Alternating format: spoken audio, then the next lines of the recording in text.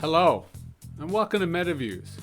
On today's episode, we're going to talk to my friend Reuben Christian, really about his perspective, both where he's coming from and where he's going.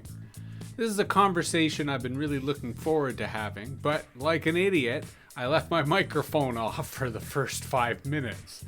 So rather than offer you the introduction that Reuben heard as a way to prime him and get him excited, instead, I'm recording this after the fact to tell you Reuben is a fantastic human being. I sort of think of him as an edutainer, he's a speaker, he's an animator, he's a confidence coach, and he's a kind of leader. Not just for young people, but for anyone who really wants to live a full life, wants to live a fun life. So I really thought I'd take the opportunity to chat with Reuben, both to learn more about what he does, but also to unpack it for the rest of us, to understand sort of how we might apply and benefit from the work and the wisdom and the knowledge that Reuben's collected. So the first question I asked him, which we're now going to segue into, is, how did you get here, Reuben? Where do you come from? What path led you to where we're currently talking right now? If I was to really try and distill it, I think it started with this innate desire to avoid boredom and suffering. Honestly, man, like if I go back to uni, like when I was in primary school, like I would just always get told off for just having fun. I just wanted to have fun. Like I wasn't interested in doing any work. And I think that whole attitude carried over into university, where I was choosing subjects where I felt I would enjoy time. It was literally not about an outcome. It's like, how would I enjoy time? Because ultimately time is my life and my life is ticking away and I don't know when I'm going to die. So let me enjoy it. So I think that has been the main driver. And I've literally been following my curiosities ever since I realized that I didn't want to study precipitation in university, and I didn't go back to that course. And I've been following these curiosities, which has taken me into entertainment, it's taken me into presenting, into stand-up comedy, into all sorts of different jobs. And when I get bored or I feel I understand the workings of this thing or this world, I tend to jump ship and change. And I think it's been a lot of people have questioned that, and have even made me feel bad about that. And I've had this battle with myself in regard to this idea, like these two potential competing ideas, right? Am I just someone that can't commit and I keep jumping from thing to thing and I need to commit and focus on something? Or am I innately wired to literally skim intersections and create things at those intersections? And depending on what day you get me, the answer might be different. But for the most part, in regard to how I've leveraged my story for my professional capacity, it has been about exploring intersections to see how we can thrive at them. And so where I've landed is edutainment, taking everything I've learned from my entertaining self and journey and trying to put that into education and make it accessible and fun. And at the moment, the people that are actually listening to me tend to be younger people. So let me zero in on something implicit that I feel that you just said there. And, you know, I've sort of framed this as the Metaviews of Reuben Christian, partly because, you know, my use of the word Metaviews is to invoke the big picture, right? That there is a certain power from being able to see the big picture and understand and view the big picture. And implicit in what you just said was confidence, right? That there is a certain confidence that comes with self-awareness or that leads to self-awareness. And I think to your point, a lot of young people seek that, right? Yeah. A lot of young people are figuring out who they are. They're wrestling with their identity. They want the confidence to pursue their dreams, to pursue their passion. And that's where I really felt your first answer was brilliant. The idea that you were fighting against boredom and suffering. And the idea that those were intrinsically linked. Because on the one hand, I think most humans struggle with suffering. But not all humans recognize that boredom is intrinsically part of that. that our brains, our stimulation, our sense of self is really an exercise in creativity. So I would love for you to double down on where does your confidence come from? Yeah. And professionally, how did you come to the realization that confidence was something that you could help others with as a kind of catalyzing or enabling quality? That's such a beautiful question, man. There's no way I'd be able to answer it perfectly. So it's going to come out in a non-linear fashion, which is typical to me. But I think this might be an interesting answer actually for you. But I remember after heartbreak, like after pain, change, like it's fertile, it's the most fertile ground for change, like pain, right? And I think after one or two heartbreaks, I was like, I don't want to feel this anymore. These feelings are horrible. I want to feel better feelings. And then I just went off trying to look for those better feelings, right? And I don't know if maybe the answer will be mixed up in this not mad, like, no, I think you're onto it. Keep going. Okay. Follow the path. All right. So confidence is such an interesting one. I remember we were speaking to Stephen Bartlett in this last Samsung project that we done, and he framed it beautifully. I think it's about evidence. It's about proving to yourself in the most incremental way that you are capable of doing something. And it is literally a granular process. So for example, right, like sometimes people, and I can imagine they say it to you as well, because I think you're an amazing public speaker. They'll be like, how did you get so good? He's just got it naturally. Yeah, you probably do have some of that innate talent in you, but it's a craft that was honed over time, right? So if we look at, let's say, for example, public speaking. So when people ask me about confidence in public speaking, it literally starts with, or for me, it started with, I'm just going to do a thing to camera and I'm going to upload it. And I uploaded it. I'm like, oh, I'm still alive. No one's torn me down. I'm going to do another video a little bit longer and I'm going to upload that. Oh shit, I'm still alive. Okay, I'm going to do a little speech in the Toastmasters Club in front of 4 people that are shit scared. Am I allowed to swear in here? Sorry. Yeah, shit go right scared ahead. of public. Okay, shit scared of public speaking. Okay, I'm still alive. Let me do it in front of 10 people. And then the more and more evidence we get that we are capable of doing something, the more our confidence grows holistically, like not just in that arena, but holistically, like possibility in my mind opens up.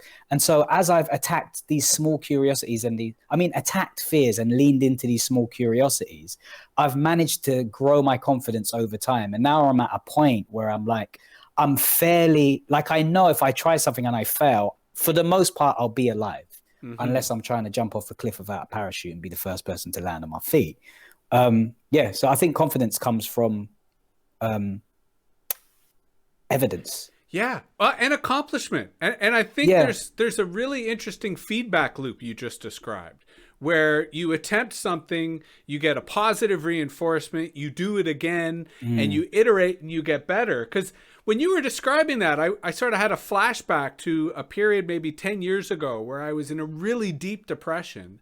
And the way I got out of it was ironically building IKEA furniture. Like there was something about following the instructions and then having an assembled piece at the end that made me think, I can do something. I'm not useless. And it's like tiny stuff like that allows you to your point about evidence, have proof that you're worth something, have proof that you can accomplish something. So let me throw in a follow-up question. Because here in North America, and I mean, I'm a bit of an Anglophile in that I've always loved British culture and British television, but obviously I'm not British, I'm not English. Here in North America, we're dominated by narcissism, right? Like so much of our culture is about, it's just you go out for number one, you got to just, focus on yourself. And what was missing from your story was your community ethos. Right? Because on the one hand, that was a very powerful example of how you were building confidence on a personal level. But where did your collective or communal influence come in? Like, what allowed you not just to understand that, hey, this is how I build confidence, but what allowed you to realize, you know what, everybody should have confidence? Or at least, how do we imbue confidence on other people as a form of community empowerment or community engagement? Because tragically, I have to say, not a lot of people figure that out. Yeah. Like, it is rare that you would have someone like yourself who would, you know, develop that sense of confidence, of public speaking, of being proficient on a stage. Most people then tend to have an insecure follow-up of, I don't want anyone else to be able to do this. Yeah. I better make sure no one else can be as good a speaker as I am. Versus you tend to have the opposite. You tend to have the idea of, how do I get more people on the stage? How do I imbue more people with the ability to develop this kind of confidence? Yeah. Where did that esprit de corps come from? Yeah, man. Thanks for that question. You know, that was such a reminder to me. It was like a harsh reminder even, that my life hasn't been, like, the results of my efforts so far hasn't been just because of me. And you just really harshly reminded me of that, because I literally just caught myself after you've hit me with another question. And this is the beauty of these conversations, like these real-time mirrors. It's like therapy, man. Yeah. You know what? I think how I've been brought up, I was brought up as a Catholic. I'm not practicing at all now anymore, but I was brought up as a Catholic, and my parents would always instill values around family and community. So it's always been there. But then I went through this phase, and maybe it's like maybe lots of us go through it, but there was this whole phase of me. Like, I would say that from my chest, that was clearly true for me. Fairly ego-led. And what was interesting, what you just reminded me of, is that when I was in that heartbreak pain era, I was turning to self-development books in order to just rewire my whole sense of self and sense of possibility and whatnot. And I was literally doubling down on this stuff to increase those voices in my head. And now looking back, the majority of those books were by American authors. So like, there's no British person other than Russell Brand right now that is actually speaking from their core with emotional resonance about going out and changing the fucking world. It's coming from the Americans. So I had to get it from the Americans. So I was a bit of an oddball. Well, like, and Russell Brand is riffing off that American identity too. Like, he's very, you know, his class perspective and his critique of religion, I think, is very much rooted in a British culture. Right. But he is playing an American character on stage. Like, that is sort of what he's playing. No doubt, man. And do you know, although you say, like, you guys are like swimming in narcissism over there, it was near enough. Like, I needed some of that arrogance. I needed some of that narcissism in order to, like, take over the negative, sometimes even British, oh, don't worry about it. We can't step into our power. We can't be big. We have to, you know. It was that mixed up time for me, man. But anyway, going back to your question in regard to community, I think I've always been someone that understands that there is actually enough for everyone. Like, I've never believed that there's only enough for I'm not sold, man. And sometimes I can't language it, but deep in my soul, I just think there's enough for everyone.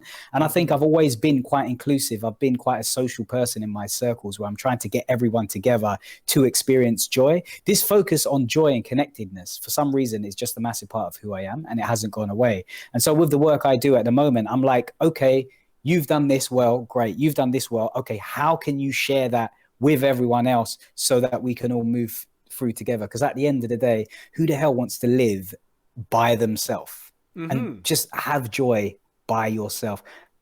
Yeah, I think it compounds when it's experienced with other people, man.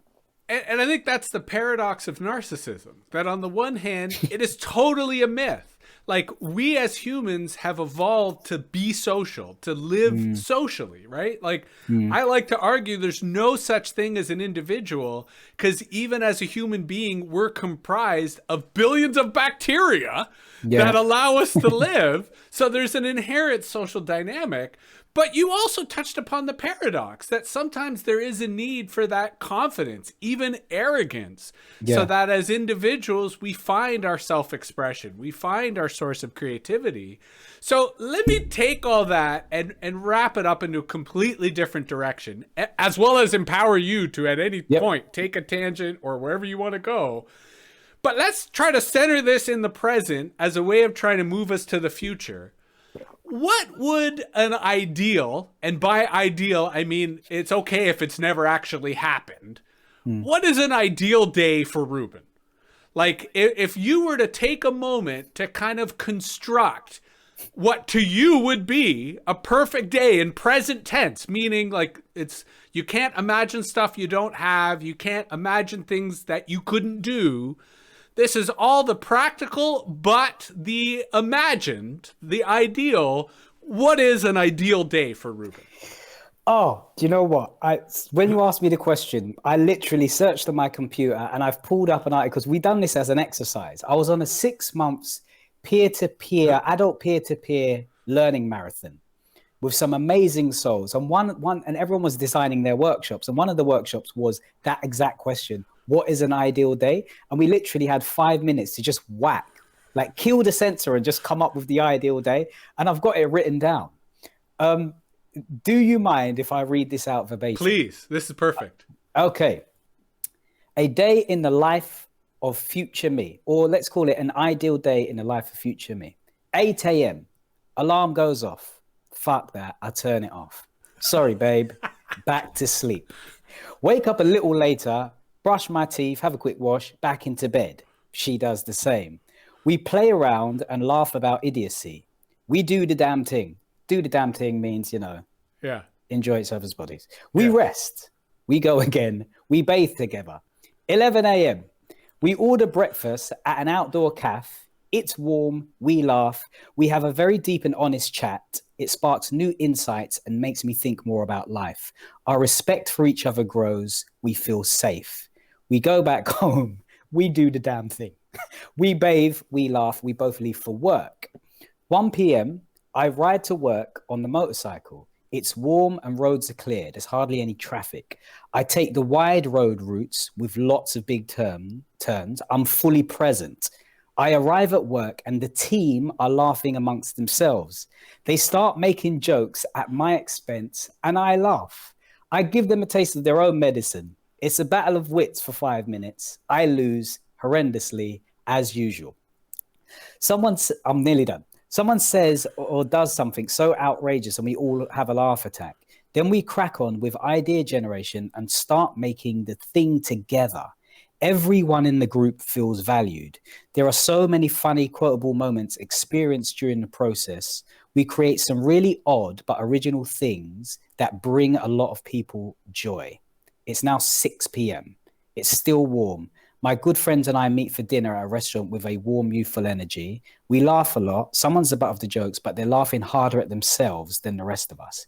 8 p.m., it's showtime. The team greet new people as they turn up to an event. I host it and really enjoy connecting with the audience. There's so much laughter, so much magic we made due to live reactions to things.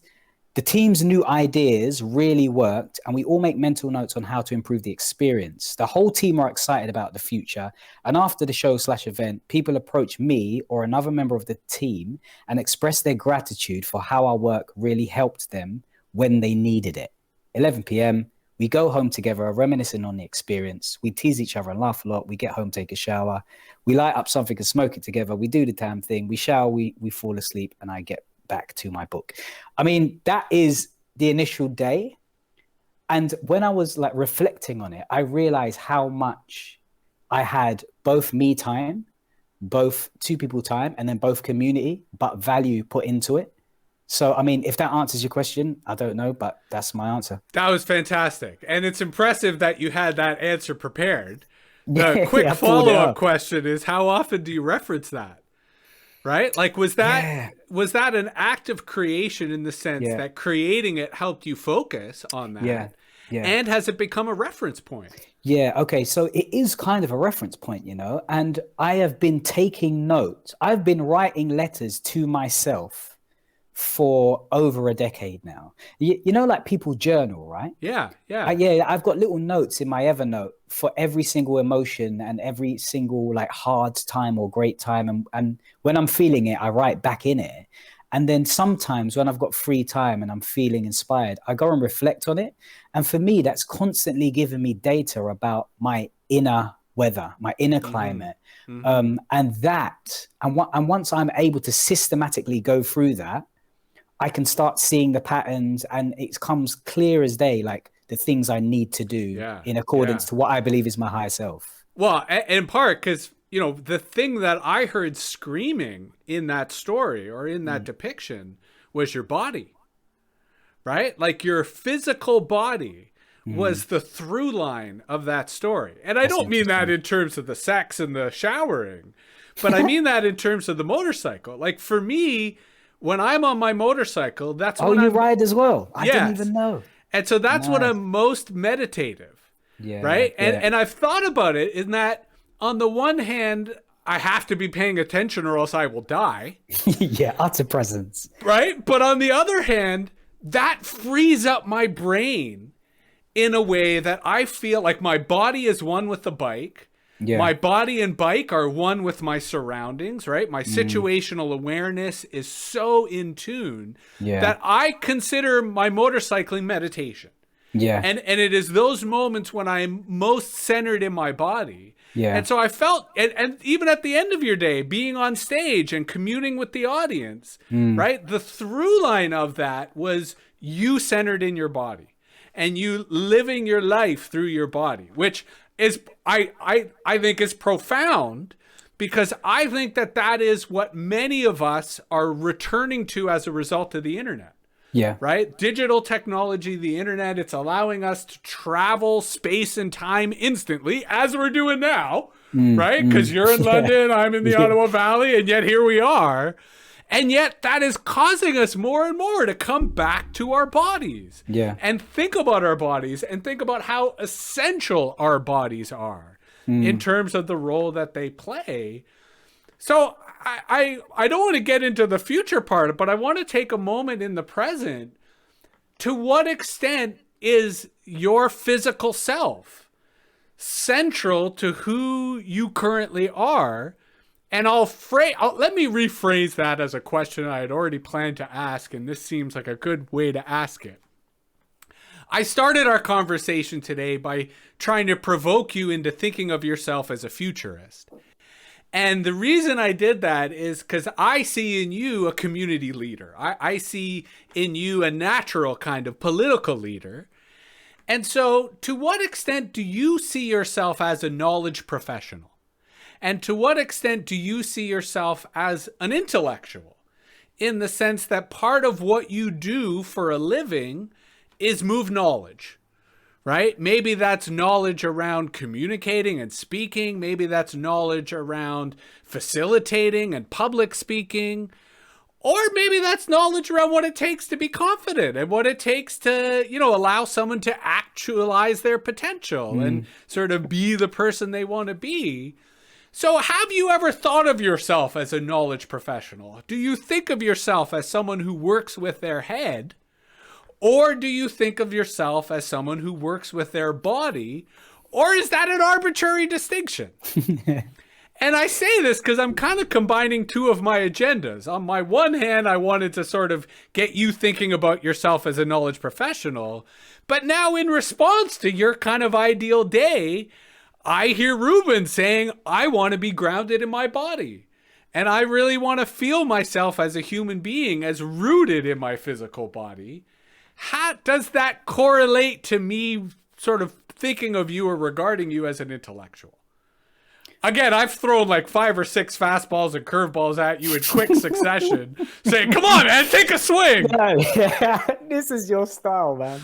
I'm catching some of those. Woo. You know what? Your questioning is making me really think about my core learnings over the last 3 years. Like I went into therapy for the first time in 2017, and it's been an ongoing journey, as you know, since then. And what keeps coming up for me is this idea around duality. It's like I'm neither one thing or the other thing. I float in between, but ultimately I am duality, right? And so I was speaking to my therapist about this, Jesse. I do use my rational mind a lot.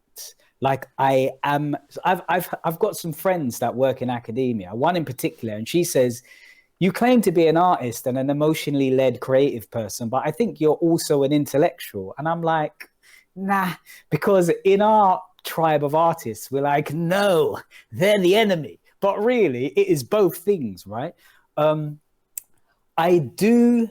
mean, if I'm looking at, let's say, for example, my Instagram page and some posts I put out, which they're collectively like joined together by this hashtag called shit I've learned, hashtag shit I've learned. And that's literally ideas that I really want to put out. So if we go down. Which one of these should I pick? Keep going down. So it's going to be a gray. So all roads lead to nowhere, for example, these are ideas and feelings that I have that I sit with for a long time. And after a little while, I'll be like, I want to put that out into the world. So I take some time crafting this idea and I put it out. So with that in mind, yeah, maybe I'm using my intellect and knowledge, and yeah, that's a part of me professionally. I don't know, but I would have never said that because I really approached this quite casually. Yeah, I don't know if that answers your question. And in regard to the body, man, it's 100% that is so true. Like if I do not feel embodied, I'm totally off, man. Yeah. Like totally off with whatever work I'm doing. Yeah. And it's interesting. So the big kind of insight I got out of your answer there was the false duality of our society, or the false singularity of our society. Well, I say false duality because I'm going to push you to go further, and instead of duality, think multiplicity. Right. Yeah. I think you're absolutely right. That it's a mistake to think there's only two sides when usually there's an infinite amount of sides. Right. And what's interesting is on the one hand, there's the false Cartesian duality of the body and mind. Right? That science is increasingly teaching us that the body and the mind are united. And conversely, that also means that reason and emotion are the same thing. All right. That it was artificial to suggest that people could be reasonable without emotion. And it's ludicrous to suggest that intelligence arrives without emotion. That art and music have always told us that emotion and creativity are intertwined, and that intelligence and emotion are intertwined, and that we've arbitrarily and mistakenly separated them all. Right. And maybe that's where your crew is starting to feel that, in that you guys are rooted in the creative side, but you're also really starting to break ground when it comes to new ideas and being able to think better. I'll be so arrogant as to put it that way. Yeah. Think better than the academics who continue to try to keep emotion outside of their ivory tower. Right. And try to keep subjectivity outside of the, debating of ideas. And that's where I've been trying to push forward into a future that involves all of this, that is holistic, that tries to integrate emotion and reason, tries to integrate creativity and ideas, and recognizes that the more inclusive the stage, the more diverse the conversation, the better the outcomes, the better the ideas, the better the things you come to. Why do you think there's we had this idea that things were separate? Why do you think that people really hold on to that, even if they have lived evidence that it isn't true? My glib, intuitive response, the words that came up right when you said that, divide and conquer.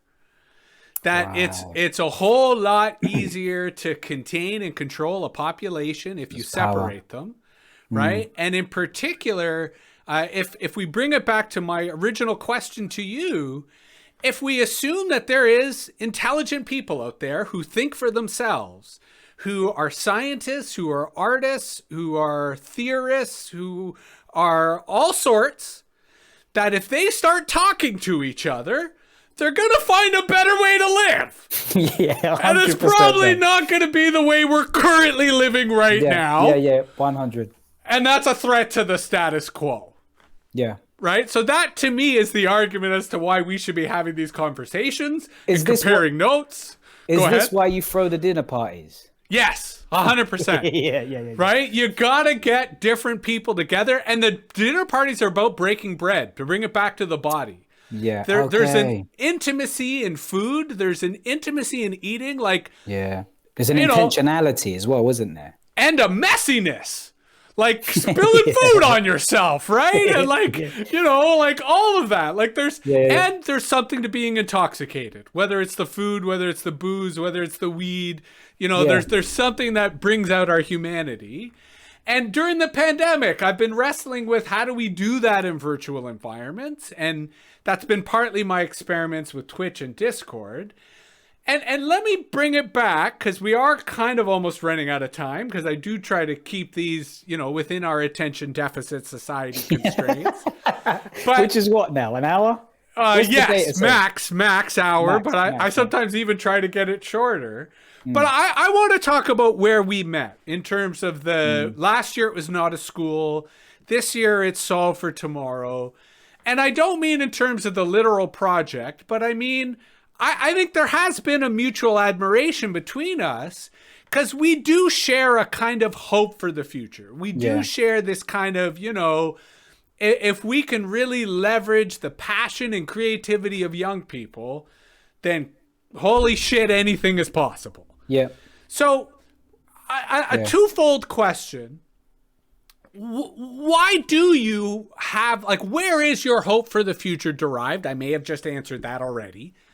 And if you could, if you could have any and all the resources, like if you were given a near infinite budget, what would you focus on? What are the things, if you could actualize your vision of the future without fiscal constraints, without resource constraints, what would that look like? Like, what do you feel are the ingredients necessary for us to build the kind of future that can excite people, that allows young people to feel that sense of hope and optimism? Big question, wide open, but feel free to cherry pick what you think are the key catalysts or the key stepping stones that could really allow us to move forward. Yeah, it's a great question. I would probably really, in an ideal world, process that for at least 2 days. Write out the answers and then dissect what I think the best bits are to give you even an inkling of where I'm going in my mind. But we have about 7 minutes, I'm assuming. So there's a massive interest in helping young people understand themselves more. So like self-knowledge as one of the first introductions into adulthood.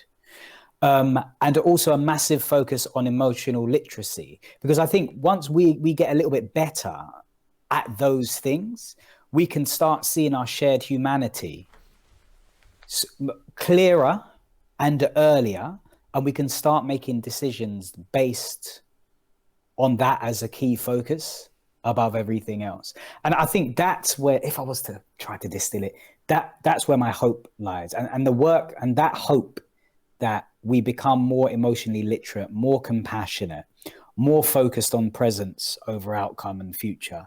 Like those are a couple of the things that drive the work I do and the way I am in the world. And I'm almost hearing that, if I could quickly interrupt. Yeah, please do. Creating more opportunities for intimacy and shared intimacy. Define intimacy? I'm not. I'm leaving it open, because I think intimacy is a very subjective concept. Yeah. Right? And what I heard from you there was the words of a facilitator, right? The words of someone who is bringing people together and wants them to feel so comfortable and confident that they don't need clothes. And I say that not in the literal sense, but more in the cultural or psychological sense, because we all wear masks, we all have shields, we all have bullshit that prevents us from connecting with other human beings. And what I heard from you was a society in which we have more opportunities to do away with all that crap. 100%. 100%. Like it, I just hope more people can actually get to meet themselves. You know, like that's an odd statement, but I think there's so many people like over the age of 30 in my circles that haven't even met their true self because they've been conditioned to be a certain way that they don't even know. And that really, really saddens me because we all lose out that way. You know, like everyone has these unique capacities from wherever they've come from. They're totally unique to that person due to their experience, their socialization, their upbringing, all that kind of stuff. And if they can't own that, it'll be hard to celebrate that and let us experience it. So that's kind of brought me back full circle to something we talked about in the beginning, which is the narcissism. In that, you know, if I compare my conception of North American culture with my conception of British culture, which I'm saying British instead of English because I'm including the diversity of the British Isles as being more than just English, right? That there's huge diasporas in Britain. There are huge international cultures in Britain that make up that culture. But in my view, the key difference is in Britain compared to North America, there's far more expectation in Britain on what you're supposed to become. Parents have expectations, schools have expectations, employers have expectations, versus in North America, while there are expectations, there is much more of you make yourself culture, right? Like you can go and invent yourself and be who you want to be. It ain't easy. There's a lot of hostility. There's a lot of prejudice that prevents people from doing it.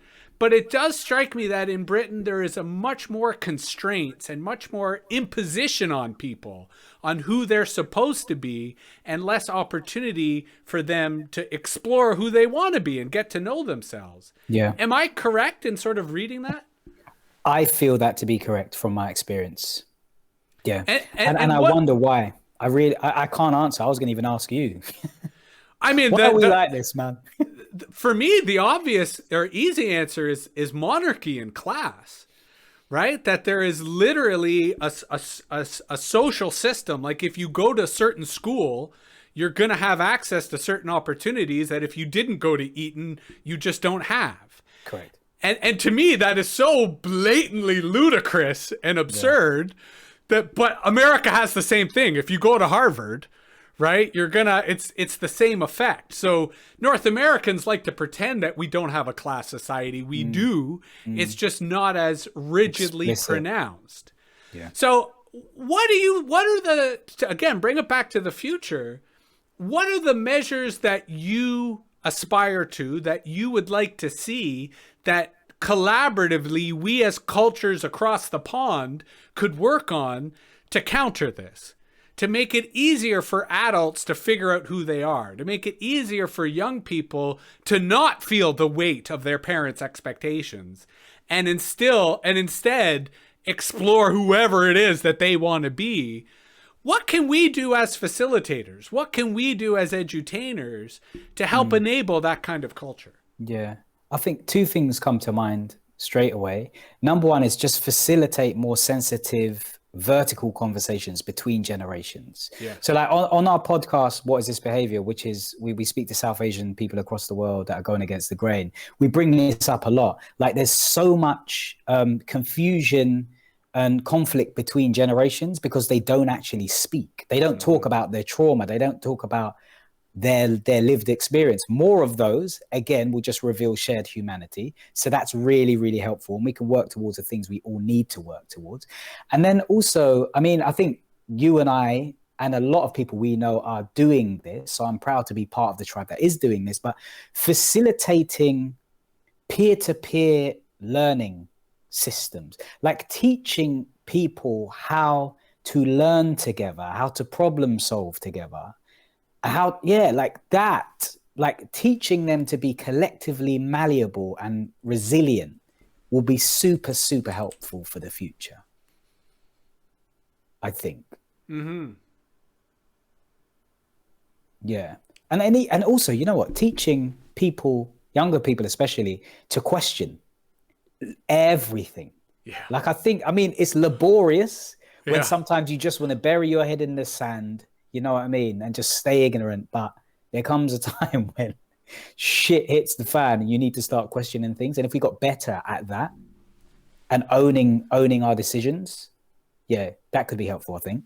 So we've got on that note on the Metaviews Discord, Yeah. I've got our rules, right? Because you're supposed Right. to, when you are on Discord and you have a community server, as part of the Discord terms of service, you have to list rules. So these are the listed rules on the Metaviews Discord. Rule number 1: don't get caught. But what does that mean? Well, it means whatever you want, but the number 1 rule of advice I give to young people is don't get caught. Rule number 2: respect each other and yourself. Right? Respect each other and yourself. Yeah. Rule number 3: question critically, but constructively. Yeah. Right? Because you got to build. Yeah.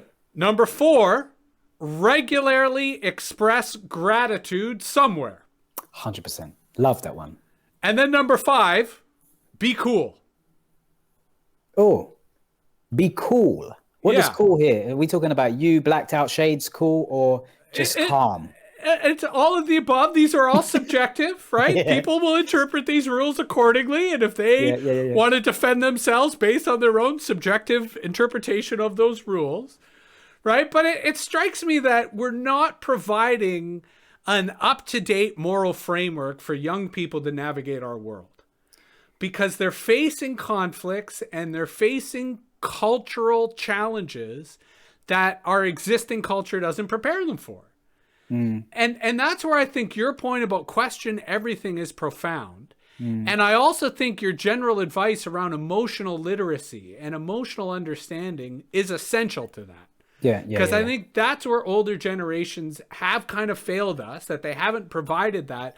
I know in my own case, I had a crisis in my kind of early 30s where I realized that all the male role models, that all the men who were older than me were sexist, that they were misogynist, that I literally had no role models in terms of who to follow. Yeah. And I think there are other examples of that as young people look forward. So to wrap this up, the examples you gave when I asked you about the future, they were sort of what you would say to other people. And what was really, I think, generous and courageous of you when you started this conversation is you talked a lot about the journeys and transformation and the path that you've been on, right? The kind of process as the purpose. So I loved that when I asked you what your ideal day was, you had already thought of that and you had that kind of in the can. So I'm curious, based on your intuition of the future, based on your personal desire for the future, what does Reuben think that Reuben needs for the future? Right? And like, I'll go first. In my own sense, the last year, and I've been pretty shitty about this in the pandemic, but I've decided I need French. I could benefit from Spanish. I would love to have Catalan. But I've just decided I need some languages. Jesse's future depends upon more languages. What in the last couple of years has Reuben decided that Reuben needs for Reuben's future based on your own assessment of what that future holds? Oh, man. Can I have 2 things? Yeah, you can as many as you want. This can be a target list of which you assume you'll achieve 2 out of 10. Like, you know. I need to cook more regularly because I was spoilt by my mum and now I can't cook. So I need to cook, and I need to cook regularly and healthily. I need to constantly escape the bubbles that I'm in. I need to find these glass ceilings and, like Truman, get the fuck out as regularly as I can. I need to get into my body more. Like, not just use my body, but try to get my mind into parts of my body and have conversations with it and understand what it needs, instead of just smashing forward like this capitalistic robot that I have been in a past life. I need to honor my musicality and express it, considering I've been scared to do so for a long time, and I'm leaning into that. And I need to constantly be challenged and have more mirrors put up to me by good people like yourself and some of the good friends and family I've got around me. And I need to constantly stay open, less conclusive and more open. Yeah, there's a couple of things there, man, that I need, mate. But I've got a lot of work to do, bro. But the brilliance of that answer is you've just laid out some fantastic wisdom for the rest of us in terms of what we could be thinking about. And allow me, because you just set off some fireworks in my brain that connect up to a conversation I had with, I assume, our mutual friend Tamika from BNA, who I'm going to have here on the show in a couple of weeks, because we're going to talk about some of the work she's doing around diasporas and the future of diasporas. But she turned me on to, and I might get the name wrong, the Nap Ministry, or the Ministry of Naps. And it was just how essential sleep is. How sleep is central to our sanity, central to our health. And when you were describing your desire to get back into your body, it dawned upon me the connection between our bodies and our relation with time. Right? That I think that our relationship with time has been disrupted by digital technology, that it's disrupted our sleep and it's disrupted our body. And what I'm hearing in you, because I share everything you said, I was like, yep, got to do that. Okay, I am absolutely following the Reuben plan for my own personal success, in part because I think by getting back into our body, we are harmonizing ourselves with natural time, with the rhythms that our body has, the rhythms that our world has. And maybe that's why I love being on a bike, whether a motorcycle or a bicycle, because it forces me to get back into the rhythms both of my body and of time. And I kind of feel, to your point about mirrors, that on our own, in our bubbles, we don't make these connections. We don't get these insights. But in having this conversation with you today, in having the conversation I had with Tamika that unfortunately I didn't record, we reach these epiphanies, right? We get into these higher planes of understanding, higher planes of consciousness. And to me, that is the Metaview. That is the goal of the Metaview. So I am once again grateful to you, Reuben, for taking time out of your very busy and inspired schedule to have this conversation. But I have to start with one confession and one request. So the confession was, as many of our viewers know, my microphone didn't work for the first 5 minutes of our conversation. Right. So I only offer this as a confession that we all fuck up. And I fucked up here on this podcast. And normally I would have totally covered it up. The show goes on, but I feel I have to admit, here on the record, that I fucked up. And that's why listeners of this podcast are going to hear a slightly different intro than you and I experienced. Okay. How long in did it start to record? So everything you said was recorded. Oh, right. But what I was saying was not recorded for the first 5 or 10 minutes. Oh, shit. Yeah, because I haven't streamed in 6 weeks, my microphone, it was enabled, but it wasn't installed. It was stupid shit. So that leads me to my request. Even if that didn't happen, even if I had not fucked up, I have to ask you to come on again. Because there are so many things that I want to talk about based on this conversation. Oh, man, I would absolutely love to. And I was just thinking, this is you asking me questions. The amount of questions I have for you, man, is ridiculous. Do you know what I mean? We just skimmed the surface. I'm honestly honored, Jesse, to come on. Yes, let us make this a regular recurrence. Because I think there is tremendous potential in, at the very least, us just chatting randomly. Let 100. alone what I'm going to start doing is I'm going to start having a little list of shit I want to throw at Reuben. Yeah. That's going to start growing, if only because I'm going to keep wanting to tap into your brilliant mind.